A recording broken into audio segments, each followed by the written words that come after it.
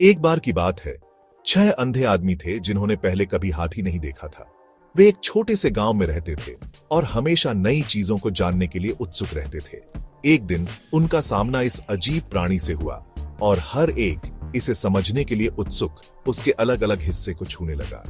वे सभी इस विशाल जानवर के बारे में जानने के लिए बहुत उत्साहित थे। यह भाले जैसा है, एक आदमी ने हाथी के दांत को छूते हुए कहा। नहीं, यह पेड़ के तने जैसा है, दूसरे ने हाथी के पैर को महसूस करते हुए कहा। यह रस्सी जैसा है, तीसरे ने हाथी की पूंछ को पकड़ते हुए कहा। हर आदमी अपने सीमित अनुभव से चिपके हुए मानता था कि उसके पास पूरा सच है। वे सभी अपने अपने अनुभवों के आधार पर हाथी की व्याख्या कर रहे थे। अंधे आदमियों और हाथी की कहानी खूबसूरती से उस दृष्टिकोण की सीमाओं को दर्शाती है जब हम ईश्वर के अस्तित्व जैसी विशाल और जटिल चीज से जूझ रहे होते हैं। यह कहानी हमें सिखाती है कि कभी कभी हमारी समझ सीमित हो सकती है। अंधे आदमियों की तरह हम मनुष्य अपने सीमित दिमाग से अनंत को समझने की कोशिश करते हैं। हम अपने अनुभवों और ज्ञान के आधार पर निष्कर्ष निकालते हैं। हम सबूत इकट्ठा करते हैं, तर्कों का विश्लेषण करते हैं और अपनी मान्यताओं से चिपके रहते हैं। फिर भी पूरी तस्वीर अक्सर मायावी बनी रहती है। यह कहानी हमें याद दिलाती है कि हमें हमेशा खुले दिमाग से सोचना चाहिए और दूसरों के दृष्टिकोण को समझने की कोशिश करनी चाहिए। ईश्वर के अस्तित्व के प्रश्न ने सदियों से मानवता को व्यस्त रखा है। क्या कोई तरीका है जिससे किसी उच्च शक्ति के अस्तित्व को निश्चित रूप से सिद्ध या अस्वीकृत किया जा सके? निश्चितता की इस खोज ने कई रास्तों का नेतृत्व किया है, जिनमें से प्रत्येक के अपने स्वयं के धारणाएं और तरीके हैं। कुछ लोग तर्क और तर्क के लेंस के माध्यम से प्रमाण की तलाश करते हैं, दर्शन और गणित के साधनों को नियोजित करते हैं। दूसरों को विश्वास और व्यक्तिगत अनुभव में सांत्वना मिलती है। वे इसे प्रमाण के मान्य रूप मानते हैं। बहस जटिल है, जिसका कोई आसान उत्तर नहीं है।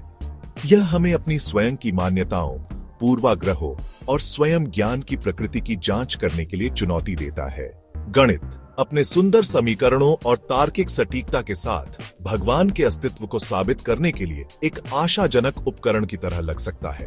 वास्तव में कुछ तर्क, जैसे फाइन ट्यूनिंग तर्क, ब्रह्मांड में भौतिक स्थिरांक के सटीक मूल्यों को एक दिव्य डिजाइनर के प्रमाण के रूप में इंगित करते हैं। ये तर्क बताते हैं कि ब्रह्मांड जीवन के लिए बहुत अच्छी तरह से कैलिब्रेटेड है। यह केवल एक दुर्घटना नहीं हो सकती।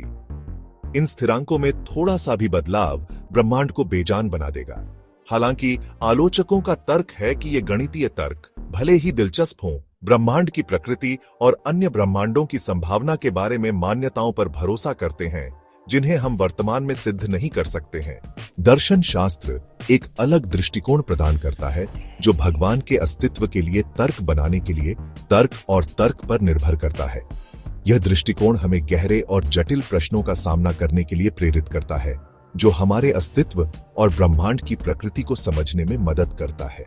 एक प्रसिद्ध उदाहरण कॉस्मोलॉजिकल आर्गुमेंट है, जो यह मानता है कि हर प्रभाव का एक कारण होना चाहिए।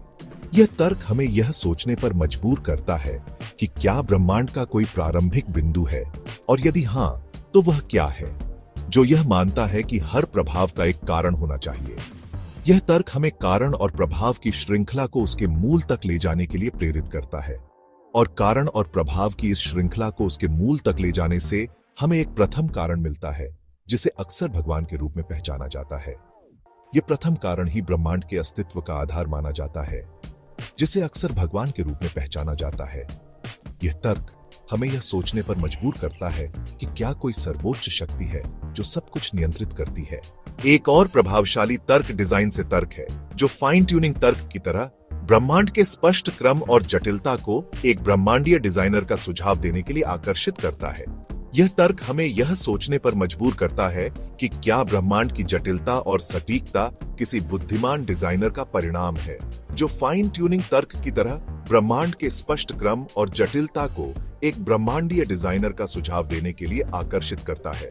यह तर्क हमें यह सोचने पर मजबूर करता है कि क्या ब्रह्मांड की जटिलता और सटीकता किसी बुद्धिमान डिजाइनर का परिणाम है। इन दार्शनिक प्रमाणों के आलोचक अक्सर तार्किक भ्रांतियों की ओर इशारा करते हैं या तर्क देते हैं कि वे उन परिसरों पर भरोसा करते हैं जिन्हें सार्वभौमिक रूप से स्वीकार नहीं किया जाता है। वे यह भी तर्क देते हैं कि इन तर्कों में कई कमजोरियां हैं, या तर्क देते हैं कि वे उन परिसरों पर भरोसा करते हैं जिन्हें सार्वभौमिक रूप से स्वीकार नहीं किया जाता है। उदाहरण के लिए, एक प्रथम कारण की ब्रह्मांड संबंधी तर्क की धारणा बहस योग्य है। कुछ लोग मानते हैं कि ब्रह्मांड का कोई प्रारंभिक बिंदु नहीं है और यह अनंत काल से अस्तित्व में है। उदाहरण के लिए, एक प्रथम कारण की ब्रह्मांड संबंधी तर्क की धारणा बहस योग्य है। यह तर्क हमें यह सोचने पर मजबूर करता है कि क्या ब्रह्मांड का कोई प्रारंभिक बिंदु है और यदि हां, तो वह क्या है।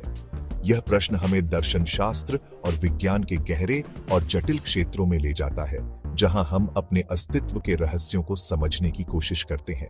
भाग 5, एक कालातीत बहस, आस्तिक और नास्तिक। ईश्वर के अस्तित्व के बारे में बहस केवल एक शैक्षणिक अभ्यास नहीं है। यह बहुत से लोगों की निजी मान्यताओं और विश्व दृष्टि के केंद्र में है। विश्वासियों के लिए विश्वास आराम, अर्थ और एक नैतिक दिशा प्रदान करता है। ईश्वर का अस्तित्व बहस का विषय नहीं है, बल्कि एक गहरी मान्यता है जो उनके जीवन को आकार देती है।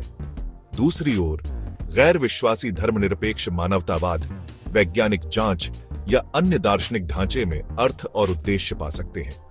वे ब्रह्मांड को प्राकृतिक प्रक्रियाओं के उत्पाद के रूप में देख सकते हैं, जिसमें दैवीय हस्तक्षेप की आवश्यकता नहीं है। विश्वासियों और गैर विश्वासियों के बीच बहस अक्सर भावुक होती है, इस प्रश्न की गहरी व्यक्तिगत प्रकृति पर प्रकाश डालती है। भाग 6, अतीत से गूंज, धार्मिक इतिहास की एक झलक। ईश्वर के अस्तित्व के बारे में धार्मिक और दार्शनिक चर्चाओं का एक लंबा और समृद्ध इतिहास रहा है। प्लेटो और अरस्तु जैसे प्राचीन यूनानी दार्शनिकों ने एक प्राइम मूवर या अनमूव्ड मूवर की अवधारणा के साथ हाथापाई की, एक ऐसा प्राणी जिसने ब्रह्मांड को गति में सेट किया। मध्य युग में थॉमस एक्विनास जैसे धर्मशास्त्रियों ने ईश्वर के अस्तित्व के लिए जटिल तर्क विकसित किए, जबकि एंसलम ऑफ कैंटरबरी जैसे दार्शनिकों ने ऑन्टोलॉजिकल आर्ग्यूमेंट का प्रस्ताव रखा, जो ईश्वर की अवधारणा के माध्यम से ईश्वर के अस्तित्व को सिद्ध करने का प्रयास करता है। पूर्वी धर्मों ने भी परमात्मा की प्रकृति का पता लगाया है, अक्सर तार्किक प्रमाणों पर व्यक्तिगत अनुभव और रहस्यमय अंतर्दृष्टि पर जोर दिया है। भाग 7, एक प्राचीन प्रश्न पर आधुनिक विचार। आधुनिक समय में वैज्ञानिक खोजों और बदलते सामाजिक मूल्यों के साथ साथ ईश्वर के अस्तित्व के बारे में बहस विकसित होती रहती है। विज्ञान का उदय, विशेष रूप से विकासवादी सिद्धांत, ने पारंपरिक धार्मिक विचारों को चुनौती दी, जिससे कुछ लोगों ने विज्ञान और धर्म की अनुकूलता पर सवाल उठाया। हालांकि कई लोगों का तर्क है कि विज्ञान और धर्म परस्पर अनन्य नहीं है, वे केवल मानव अनुभव के विभिन्न पहलुओं को संबोधित करते हैं। विज्ञान प्राकृतिक दुनिया को समझना चाहता है, जबकि धर्म अर्थ, उद्देश्य और नैतिकता के प्रश्नों से जूझता है। समकालीन दार्शनिक ईश्वर के अस्तित्व के प्रश्न के साथ जुड़ना जारी रखते हैं, विचार के नए रास्ते तलाशते हैं और पारंपरिक तर्कों को परिष्कृत करते हैं। भाग 8, तर्क की सीमाएं और विश्वास की शक्ति। ईश्वर के अस्तित्व के बारे में स्थायी बहस मानवीय तर्क की सीमाओं पर प्रकाश डालती है। यह बहस सदियों से चली आ रही है और हर पीढ़ी ने अपने अपने तर्क और प्रमाण प्रस्तुत किए हैं। कुछ लोग तर्क और विज्ञान के माध्यम से ईश्वर के अस्तित्व को साबित करने की कोशिश करते हैं, जबकि अन्य इसे एक व्यक्तिगत और आध्यात्मिक अनुभव मानते हैं।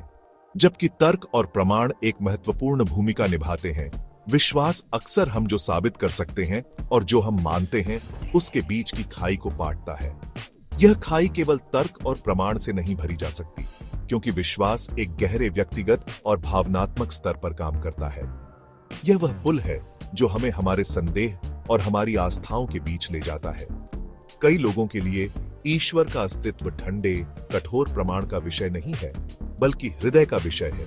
विश्वास की एक छलांग जो हमारे सीमित दिमाग की सीमाओं को पार करती है। यह छलांग एक गहरे व्यक्तिगत अनुभव से उत्पन्न होती है, जो तर्क और प्रमाण से परे है। यह विश्वास हमें एक गहरे अर्थ और उद्देश्य की ओर ले जाता है, जो केवल तर्क से नहीं पाया जा सकता।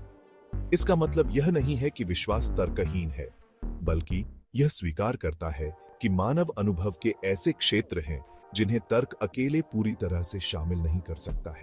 विश्वास और तर्क एक दूसरे के पूरक हो सकते हैं और दोनों मिलकर हमें एक व्यापक दृष्टिकोण प्रदान करते हैं। तर्क हमें सवाल पूछने और उत्तर खोजने में मदद करता है, जबकि विश्वास हमें उन उत्तरों को एक गहरे अर्थ और संदर्भ में समझने में मदद करता है।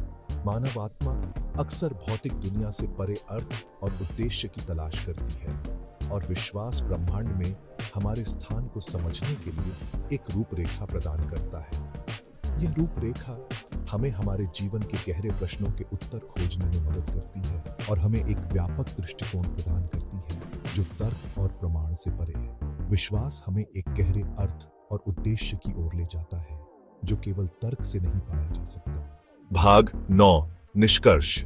बिना अंत का सफर। ईश्वर के अस्तित्व का प्रश्न एक यात्रा है, मंजिल नहीं। ऐसा कोई निश्चित उत्तर कभी नहीं हो सकता है जो सभी को संतुष्ट करे, लेकिन हम जो मानते हैं उसकी तलाश करने, पूछताछ करने और उसका पता लगाने का कार्य स्वयं और उस ब्रह्मांड की हमारी समझ को समृद्ध करता है जिसमें हम रहते हैं। चाहे हम खुद को गणितीय प्रमाणों की भव्यता, दार्शनिक तर्कों की कठोरता या विश्वास के सांत्वना के लिए तैयार पाते हैं, भगवान की खोज एक गहरा मानवीय प्रयास है।